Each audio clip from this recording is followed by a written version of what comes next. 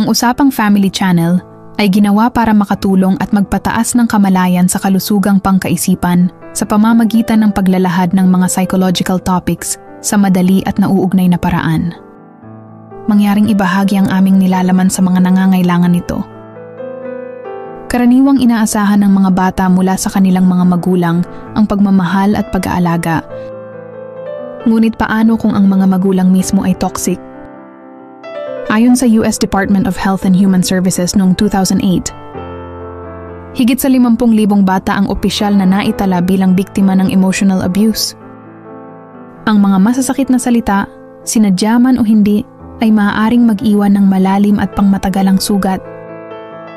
Ang mga masasakit na salita ay maaaring magmula sa mga taong mahal natin, tulad ng mga magulang. Ang pinsalang psychological at emosyonal nito ay nakakasira, lalo na sa mga bata. Ang paraan ng pagpapalaki at pakikitungo ng mga magulang sa kanilang mga anak ang nagsisilbing pundasyon na bumubuo sa kanilang pagkatao at tiwala sa sarili. Kaya paano mo malalaman kung ang isang magulang ay toxic?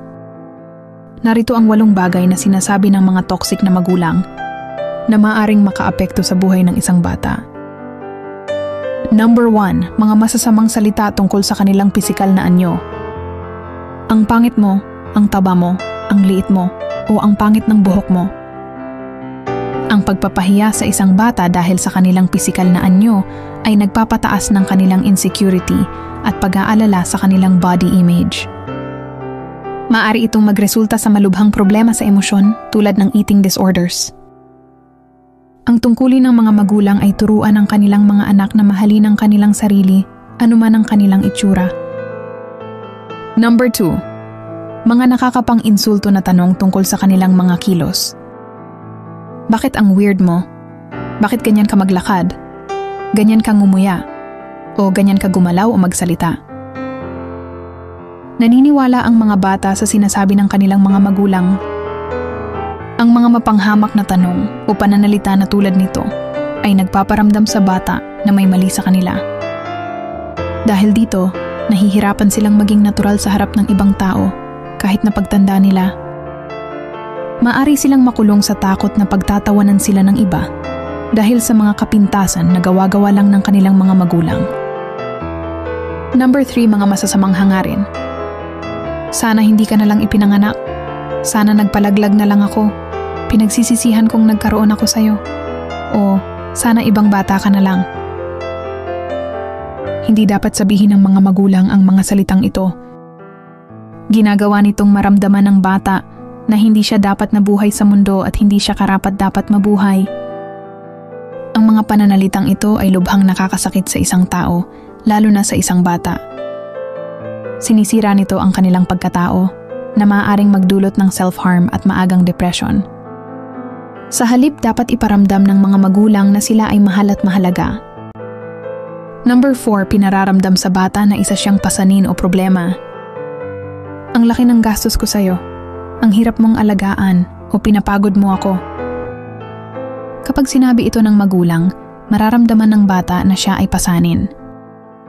Dahil dito, natututo silang itago ang kanilang mga pangangailangan, nararamdaman, at problema para lang maiwasan ang galit ng magulang. Ayon sa Nemours, isang non-profit na healthcare system para sa mga bata, ang kakulangan sa pagmamahal o mga material na bagay ay ilan sa mga dahilan kung bakit ang mga bata ay nagiging abusado o nagnanakaw. Number 5, hindi tamang paghahambing. Bakit hindi ka kagaya ng kapatid, pinsan o ibang bata? O mas magaling sa iyo ang ibang bata? Ang mga ito ay makakabawas ng malaki sa tiwala sa sarili ng isang bata na magpapaisip sa kanila na hindi sila magiging sapat kahit anong gawin nila.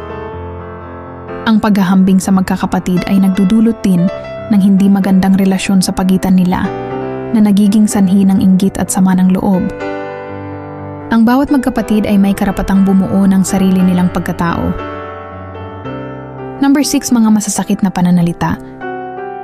Bobo ka, wala kang silbi, talo ka, o wala kang mararating. Ang mga pananalitang ito ay nakakasira sa tiwala sa sarili ng bata. napakahalaga na hikayatin ng mga magulang ang kanilang mga anak na maniwala sa kanilang sarili. Number 7, pagbabanta ng pag-iwan. Iiwanan kita, ilalayo na kita, paggising mo wala na ako, o maglalaho na lang ako. Ang mga ito ay nagiging sanhi ng abandonment issues ng isang bata, ang takot na iwanan sila ng mga taong mahal nila. Habang lumalaki, ang paniniwalang ito ay nagiging bahagi ng kanilang pagkatao. Dahil dito, nahihirapan silang magtiwala sa kanilang mga susunod na relasyon dahil sa takot na iwanan sila. Number 8, mga hindi tinutupad na pangako. Kapag ginawa mo ito, bibilhan kita niyan. O sa susunod, dadalhin kita doon, pero hindi naman tinutupad. Kapag ang isang magulang ay gumawa ng pangako na hindi niya tutuparin, masisira ang tiwala ng bata. Magpaparamdam ito sa bata na sila ay pinagtaksilan. Ang paggawa ng mga hindi totoong pangako ay isang mahusay na paraan para turuan ng bata na huwag magtiwala sa ibang tao habang buhay. Bilang konklusyon, kahit hindi pisikal na nakakasakit ang mga salita, maaari itong magdulot ng matinding pinsala sa ating pag-iisip at emosyonal na kalusugan. Ang pagkabata ay isang mahalagang bahagi ng buhay ng bawat tao. Ito ang bumubuo sa ating pagkatao, pag-uugali at mga paniniwala. Naranasan mo ba ang alinman sa mga ganitong uri ng pag-aabuso? Ano ang iyong naramdaman? May kilala ka bang makikinabang sa panonood ng video na ito? Mangyaring ibahagi ang video na ito para mas maging malawak ang maabot nito at para mas maging maingat ang mga magulang at magiging magulang sa kanilang pakikipag-usap sa kanilang mga anak. Kung mahalaga sa iyo ang aming misyon, huwag kalimutang mag-subscribe sa Usapang Family para sa iba pa naming nilalaman tungkol sa psychological. At gaya ng dati, salamat sa panonood.